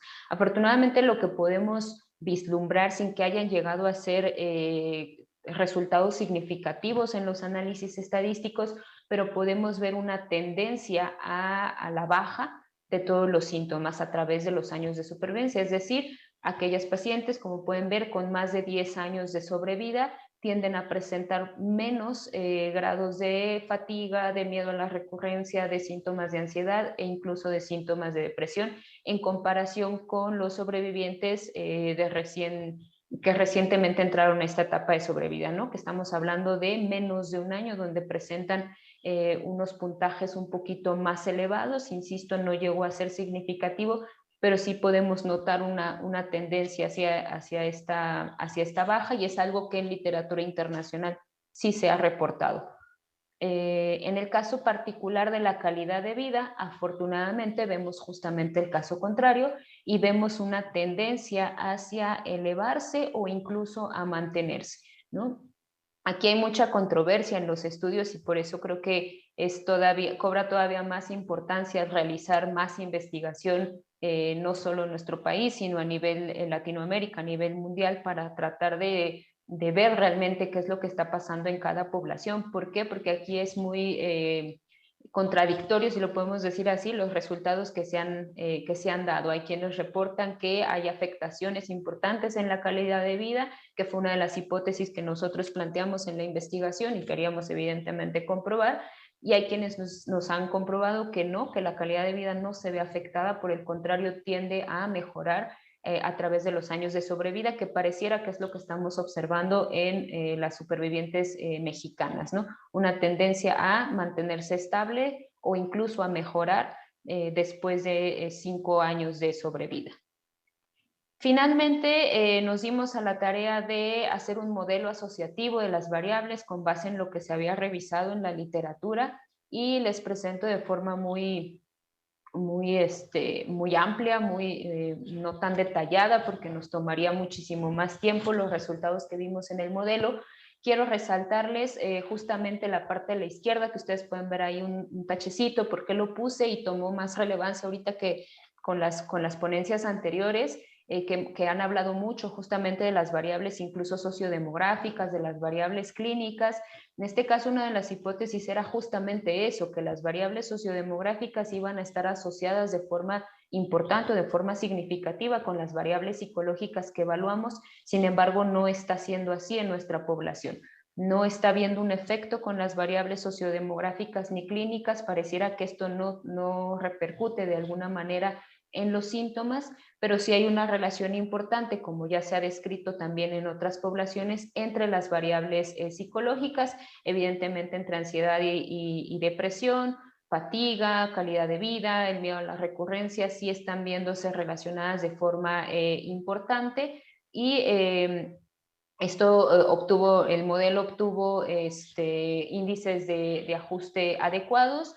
Es evidente que es importante ampliar la muestra para tener mejores resultados, pero esto nos da muchísima información acerca, o al menos una información preliminar, de lo que podemos esperar en nuestra población específica y qué es lo que debemos de voltear a ver para dar una adecuada intervención, o incluso, como mencionaban también previamente, más allá de enfocarnos a la intervención de forma primaria, tenemos que voltear a ver qué está pasando, qué es lo que nuestra población necesita, y posteriormente entonces sí diseñar o adaptar las intervenciones necesarias. Y justamente hacia allá voy. Ahora que sabemos todo esto, ¿cómo es que podemos o cómo es como debemos actuar en la atención de la sobrevida? Y atención de supervivencia vamos a abarcar todo lo que es el continuo de la enfermedad, y evidentemente todas las áreas que se ven involucradas. En este caso vamos a dar, obviamente por nuestra formación, más énfasis a la parte de las necesidades psicológicas de los supervivientes, pero no podemos dejar de lado las necesidades médicas, las necesidades sociales y físicas. Tenemos que trabajar de una forma multidisciplinaria, incluso ya sabemos que ahora los esquemas son interdisciplinarios, es decir, vamos a trabajar de la mano con los otros especialistas. Dentro de las necesidades psicológicas que tenemos que voltear a ver, obviamente la parte de apoyo social, eso se ha documentado muy bien en el cáncer de mama. Sobrevivientes no será la excepción. Tenemos que buscar a los pares que nos ayuden a contrarrestar algunos de los síntomas psicológicos, estrategias de afrontamiento para ayudarlos a lidiar particularmente con el miedo a la recurrencia, con la ansiedad y la depresión, que es lo que más estamos viendo que parece afectarles en cuestión de síntomas psicológicos. La parte de las necesidades médicas, obviamente ahí nos va a apoyar el sistema de salud, todos los equipos de salud, para tener también una atención oportuna a los efectos secundarios, ya sea agudos o efectos secundarios de largo plazo, que tengan una buena transición hacia la etapa de vigilancia. Y aquí resalto también algo que hemos mencionado a lo largo de las ponencias, que es justamente la importancia de involucrar a los sistemas primarios de salud, a nuestros primeros niveles de atención. Esta parte de estos esquemas, como ustedes podrán ver ahí, son adaptados desde los institutos estadounidenses, y es lo que nos dicta, ¿no? Que debemos irnos hacia ese camino donde la transición hacia la vigilancia se dé en los escenarios primarios de atención a la salud. Desafortunadamente eso en nuestro país no es tan viable, no ha sido tan exitoso. Afortunadamente en instituciones como esta se puede dar esa parte de la vigilancia de forma continua. Sin embargo, para un mejor sistema de salud podría ser la inclusión justamente de la atención de la sobrevida y la vigilancia de estos pacientes en los escenarios de primer nivel de atención. Podemos ayudar también a mejorar la comunicación precisamente con el equipo de salud. Eso va a ser básico para el sistema de salud en general, para los sobrevivientes, ¿no? Y evidentemente para el equipo de salud también, mantener una adecuada comunicación. Si no controlamos la parte de las necesidades físicas, evidentemente va a haber también mayor afectación a nivel psicológico, a nivel emocional. Sabemos que están interrelacionados. Las primeras diapositivas que vimos eran afectaciones físicas de la mano con las afectaciones emocionales, y no podemos hablar de una sin la otra, ¿no? Sabemos que van incluso de repente a potencializar algunos síntomas psicológicos, entonces necesitamos cubrir bastante bien esa parte de las necesidades físicas, ayudar a los sobrevivientes a tener mejores estilos de vida, a modificar conductas, a reducir los factores de riesgo, por ejemplo, para una recaída o para cualquier otro tipo de cáncer. Y finalmente, incluir la parte de las necesidades sociales. Aquí también pues vuelve a tomar importancia el sistema de salud en general, las necesidades económicas, desarrollar programas que me ayuden a reintegrar a los sobrevivientes, que es una parte bastante complicada, reincorporarse al sistema laboral, y ese sería el ideal de la atención psicológica en la sobrevida y bueno, la atención general de la fase de supervivencia. Esto, lo que les decía, está completamente interrelacionado, no podemos quitarlo.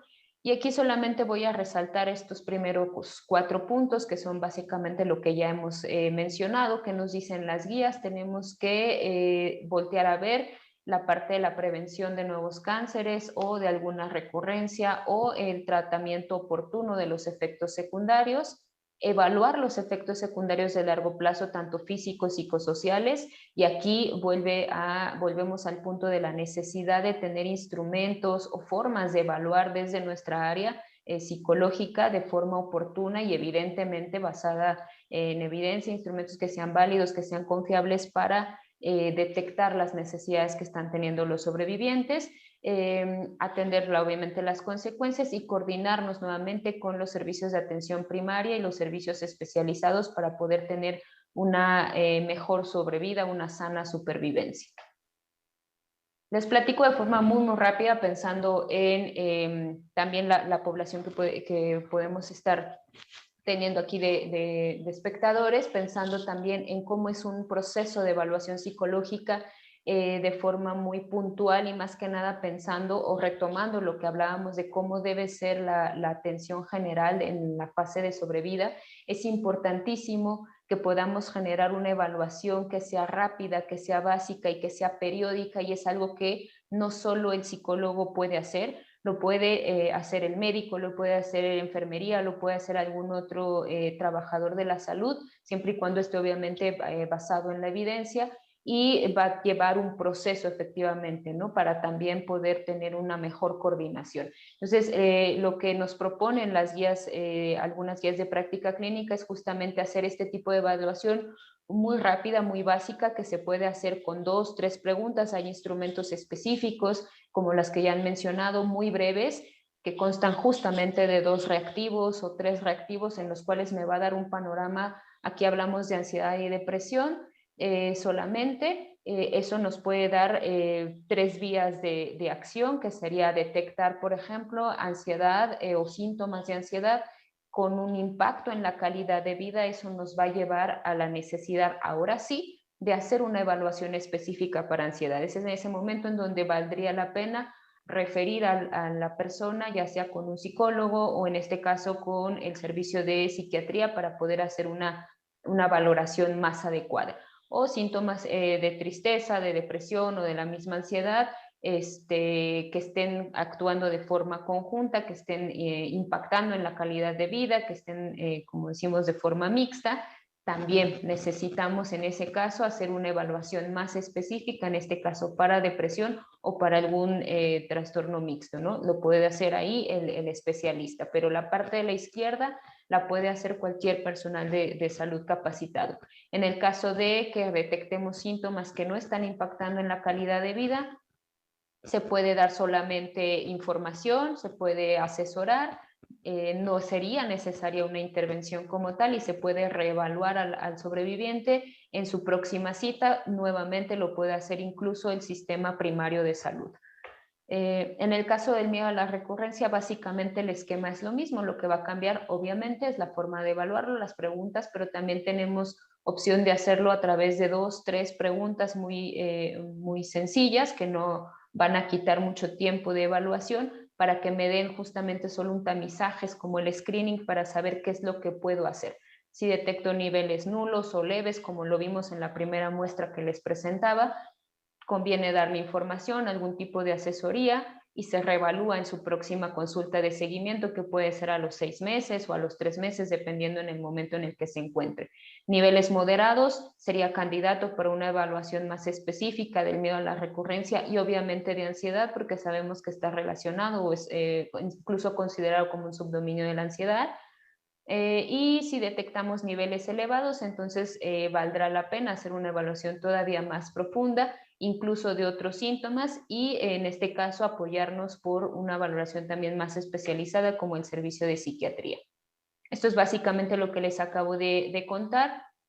No olvidemos las escalas análogas visuales. Nos enfrentamos a población que a veces se nos dificulta hacer las evaluaciones psicométricas con ciertos instrumentos, pero tenemos al alcance escalas análogas visuales que nos van a ayudar a detectar también algunos síntomas como los que ya mencionamos, y en este caso son algunas vías de acción que podemos realizar, como ya veíamos, hablar de psicoeducación, dar información, y desarrollar algunas habilidades, o si es necesario iniciar un proceso terapéutico ya con técnicas especializadas o específicas para ciertos síntomas. Tendríamos que considerar ahí también incluir la valoración especializada por otro servicio de salud mental como es el servicio de psiquiatría, y si estamos detectando síntomas graves que son persistentes, que están afectando directamente la calidad de vida, o en el caso de depresión, si estamos detectando anedonia, ideación o intento suicida, evidentemente necesitamos la valoración del servicio de psiquiatría y trabajar o iniciar un proceso de tratamiento en conjunto. Vamos a tratar de abarcar todos los ámbitos de calidad de vida. Cuando hablamos de tratamiento en la supervivencia y cuando hablamos de calidad de vida es abarcar todo lo que ya hemos mencionado que es calidad de vida, desde sus 4 esferas: la parte física, la parte psicológica, la parte social e incluso la parte espiritual. Afortunadamente hoy en día tenemos al alcance muchas estrategias para poder hacer esto. Nos hablaban justamente ahorita de otro tipo de intervención que seguramente va a impactar bastante bien en la calidad de vida de los sobrevivientes. Esto solamente para reforzar esta última parte que comentábamos. Hoy en día la literatura nos dice que la terapia cognitivo-conductual es de las terapias más utilizadas, que han demostrado mayor eficacia. Sin embargo, no es la única, como ya lo estamos viendo. Lo importante aquí, lo que hay que resaltar es que todo el tratamiento psicoterapéutico debe estar basado en evidencia científica, como ya lo conocemos, y es importante reiterarlo. Hay otras estrategias terapéuticas que nos van a ayudar a contrarrestar los efectos de los tratamientos y el impacto que deja justamente la enfermedad en la etapa de sobrevida. Y finalmente les quiero presentar un poquito de los trabajos que también hemos realizado, porque una parte fundamental dentro de la atención a la supervivencia de cáncer es justamente la formación de recursos, tanto materiales como humanos. Hemos mencionado a lo largo de la tarde la importancia de incluir cada vez más personas en estos temas, de abarcar más en todo el ámbito de la psicología, y eso lo podemos hacer justamente a través de la formación de recursos bajo 3 pilares que vamos a tener en cuenta, que es el acceso o generar mayor acceso a la información, pero una información de calidad, una información veraz, realizar mayor concienciación, como decíamos, generar más empatía con los pacientes en general, con los sobrevivientes, y trabajar mucho en la prevención y atención oportuna del cáncer en general. Y esto, por ejemplo, pues lo hemos logrado hacer a través de la elaboración de materiales psicoeducativos. Solamente les presento un poquito del trabajo que se ha realizado en algunos programas de investigación que he tenido la oportunidad de colaborar en conjunto con la UNAM, con la Facultad de Psicología. Son materiales de difusión que nos ayudan mucho justamente a la parte de concientizar más a las personas y de conocer más acerca de la enfermedad y en este caso de algunos efectos de la supervivencia o de los efectos de los tratamientos. Y en realidad podríamos hablar de muchas cosas, ¿no? De todo lo que podemos hacer. Tenemos muchas cosas a nuestro alcance. He tenido la oportunidad dentro de algunas universidades en las que he podido colaborar de ayudarle a los estudiantes justo a esto, a crear campañas de mayor concientización en los planteles escolares. Ahí les pongo un ejemplo: han creado sus videos, han creado carteles. Tuvimos 2 años seguidos en los que hicieron antes de la pandemia, evidentemente, crearon campañas de detección y de autochequeo de cáncer de mama específicamente, y eso es algo que necesitamos generalizarlo a todos los escenarios posibles. ¿Qué tenemos entonces como conclusión? Y creo que aquí va a tomar mucho sentido y me voy a permitir como dar la conclusión incluso de repente general tal vez de nuestro seminario del día de hoy, porque creo que abarca mucho de los puntos que hemos revisado esta tarde. Sabemos hoy en día que las afectaciones del cáncer repercuten en el paciente, pero no solamente en la persona, sino en todo su entorno familiar, social, laboral, ¿no? Y entonces no podemos aislarlo, tenemos que atender todas las esferas y tenemos que considerar también el tiempo de supervivencia o el momento de la enfermedad en la que se encuentra el paciente va a ser vital para saber qué es lo que necesita esa persona. Y justamente nos lleva a la segunda conclusión. Es indispensable, como lo mencionó muy bien y nos hizo tanto énfasis la doctora Adriana, indispensable detectar las necesidades específicas de cada una de nuestras poblaciones. Lo hemos platicado hoy, aún hablando de Latinoamérica, nuestras poblaciones pueden ser sumamente diferentes. Necesitamos ampliar esta detección de necesidades e incluso considerar los contextos sociales en los que nos estamos desenvolviendo.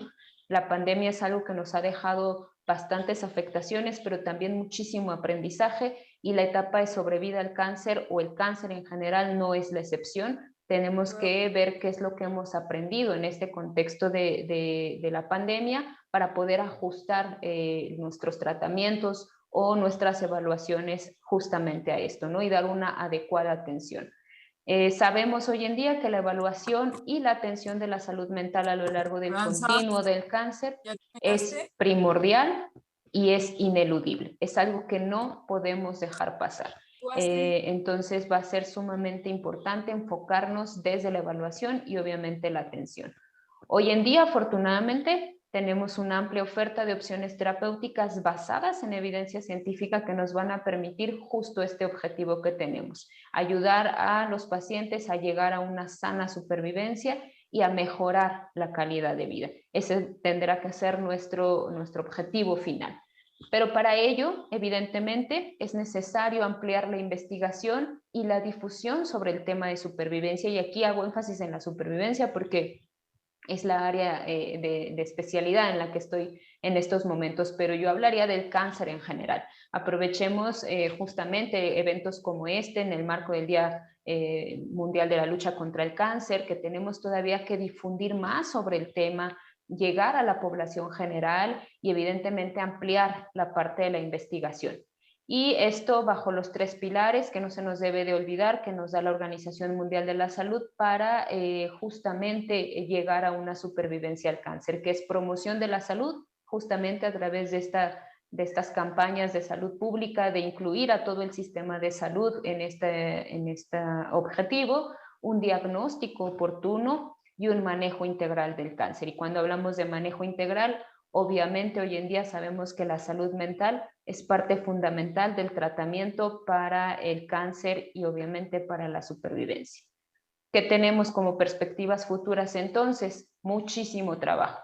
Entonces tenemos que ampliar la investigación, específicamente dentro del instituto y del servicio de psico-oncología. Tenemos proyectos de investigación en puerta. Tendremos que seguir en este trabajo de evaluar las necesidades y afectaciones de la población, particularmente de supervivencia.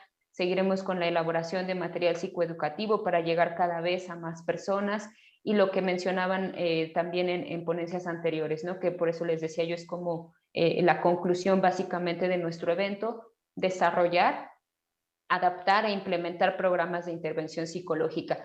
Creo que eso es un área sumamente importante, oportunidad que tenemos a nivel México y a nivel particularmente Latinoamérica. Más allá de adaptar, justamente coincido con lo que decían de adaptar programas, tenemos que empezar a desarrollarlo con base en la información que ya estamos teniendo, ya estamos conociendo más acerca de nuestra población. Empecemos a desarrollar más intervenciones específicas, más allá de quedarnos también en esta parte que solemos hacer mucho, obviamente, por lo que ya platicamos: viabilidad económica, viabilidad de tiempo, pues que es adaptar otras intervenciones que se han probado en otras poblaciones. Entonces, tenemos muchísimo trabajo. Yo espero que podamos seguir ampliando los conocimientos en esta área. Y no me queda nada más que agradecer a todos los colaboradores de estos proyectos, a los equipos de investigación que me han permitido trabajar con ellos a nivel interno en esta institución, a nivel externo y también a nivel internacional. Y obviamente también, como lo mencionaban, también me gusta hacer mucho énfasis en agradecer a todas las pacientes, a todas las supervivientes que de alguna manera depositan su confianza en nosotros y nos permiten trabajar día a día por cumplir estos proyectos de investigación y estos proyectos de realmente trabajar para ellos. Muchas gracias por su atención. Les dejo mi correo y espero que tengamos unos minutitos para algunas preguntas. Muy bien, muchas gracias, Mónica. Hay algunos comentarios. Bueno, felicitaciones por la excelente ponencia. Mencionan, ¿qué opina de que todo el equipo de salud esté atento para brindar la atención médica, social, psicológica, y que la o el paciente llega a la vigilancia? Sin embargo, pareciera que no se les prepara para la supervivencia y se retoma hasta que ya están con todas las secuelas. ¿Qué opinas sobre esto? Creo que es justamente un área de oportunidad. Qué buena observación. A veces hace falta un poquito justamente de esa información.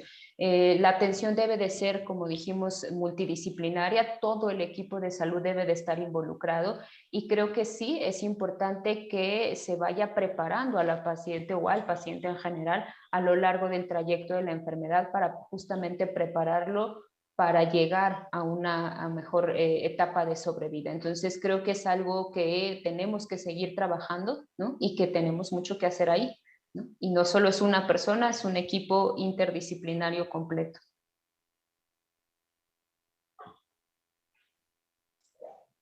Ok, también llega un mensaje en donde menciona por qué se identifican un poquito de diferencia respecto a la afectación en la vida sexual.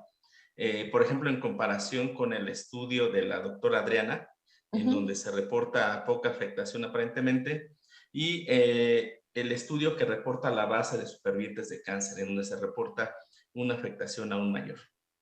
Eso es un dato que nos llamó mucho la atención, y justamente yo también, escuchando los datos de la doctora Adriana, justamente ahí empezaba como a hacer la comparación. Creo que hay varias cosas que nos pueden estar influyendo. Evidentemente son poblaciones, o sea, son muestras diferentes, estamos en contextos distintos, hay que ver con qué están interaccionando, hay que ver también la diferencia por tipo de cáncer. Eso es algo que se ha reportado mucho. Si recuerdan, la primera parte de la base de supervivientes hablábamos de supervivientes en general, y ahí incluimos todos los tipos de cáncer.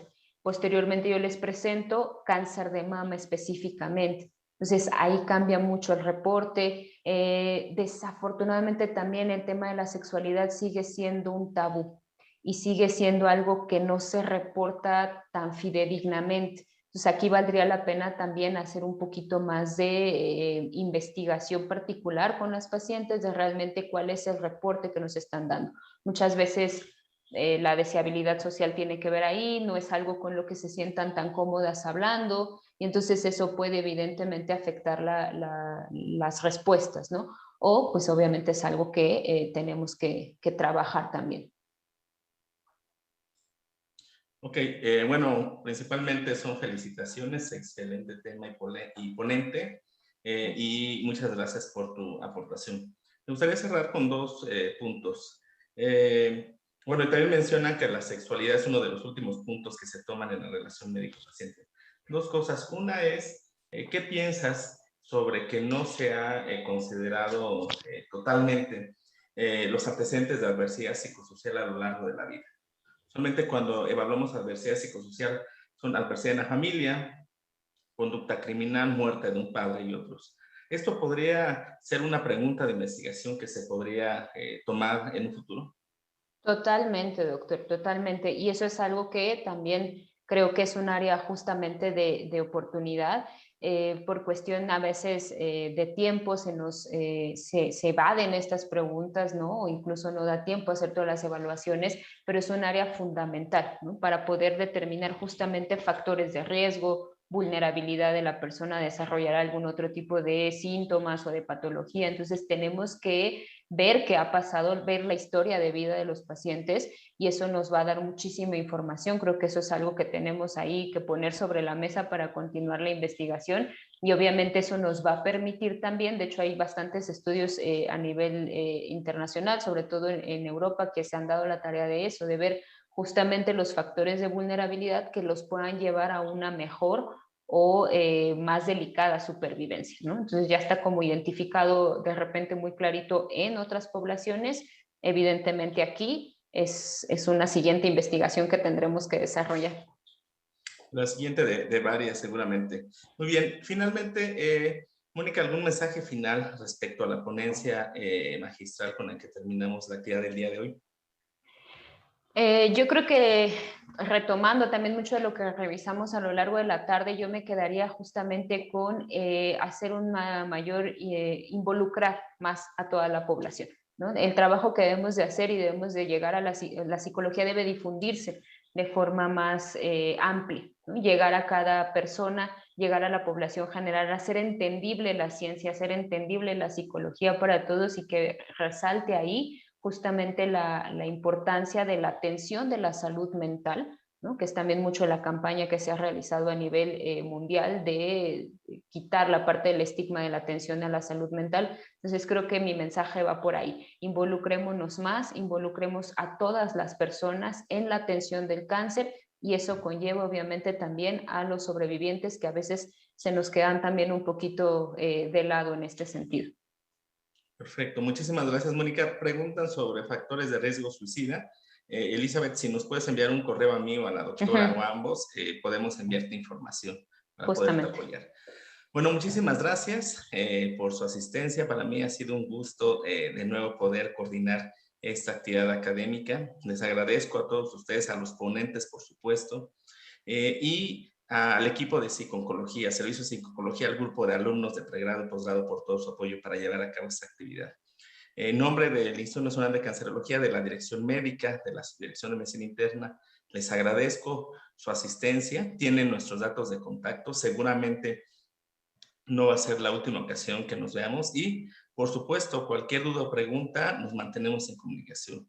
Hago énfasis en el sentido de que la psiconcología tiene como parámetros claros la investigación científica.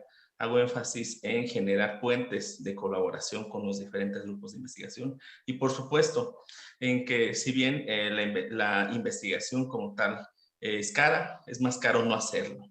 Y no hacerlo en países latinoamericanos es algo que no tendríamos que ocuparnos, sino más bien tendríamos que ocuparnos en invertir tiempo y esfuerzo en esta actividad.